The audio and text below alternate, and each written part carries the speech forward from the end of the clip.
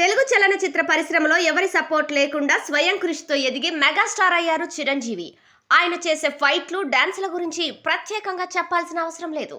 భారతీయ చలనచిత్ర పరిశ్రమలో చిరు సాధించిన విజయాలు, అవార్డులు, రివార్డులు అంతా ఇంతా కాదు. ఇండియన్ సినిమాకు చేసిన సేవలకు గుర్తుగా కేంద్ర రాష్ట్ర ప్రభుత్వాలు ఆయనకు ఎన్నో అవార్డులను అందజేశాయి. 2006లో కేంద్ర ప్రభుత్వం ఆయనకి పద్మభూషణ్ బిరుదు ఇచ్చి సత్కరించింది. అయితే తాజాగా ఓ ఇంట్రెస్టింగ్ న్యూస్ నట్టింట తెగ వైరల్ అవుతుంది. అదేంటంటే గణతంత్ర దినోత్సవం సందర్భంగా కేంద్ర ప్రభుత్వం ప్రకటించే పద్మ అవార్డులలో చిరుకి మరో అరుదైన గౌరవం దక్కే ఛాన్స్ ఉందట. 2024 సంవత్సరంలో రిపబ్లిక్ డే సందర్భంగా ప్రకటించే పద్మ అవార్డులలో చిరంజీవి పేరును పరిశీలిస్తున్నట్లు సమాచారం. త్వరలోనే మెగాస్టార్ కు పద్మ విభూషణ్ అవార్డును ప్రకటిస్తారనే వార్త ప్రస్తుతం సోషల్ మీడియాలో సంచలనంగా మారింది. దీంతో మెగా అభిమానులందరూ ఎప్పుడెప్పుడు చిరుకు పద్మ విభూషణ్ అవార్డు అందిస్తారో అని వేయి కళ్లతో ఎదురు చూస్తున్నారు.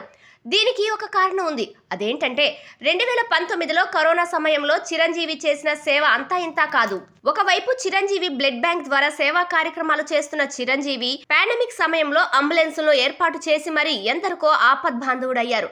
చిరు చేసిన సేవలను గుర్తించిన కేంద్ర ప్రభుత్వం ఆయనకు దేశ 2వ అత్యుత్తమ పురస్కారం పద్మ విభూషణ్ ఇచ్చి సత్కరించాలనే నిర్ణయం తీసుకున్నట్లుగా విశ్వసనీయ వర్గాల ద్వారా సమాచారం అందింది. మరి చిరంజీవికి పద్మ విభూషణ్ అవార్డు దక్కుతుందా లేదా అన్నది వేచి చూడాలి.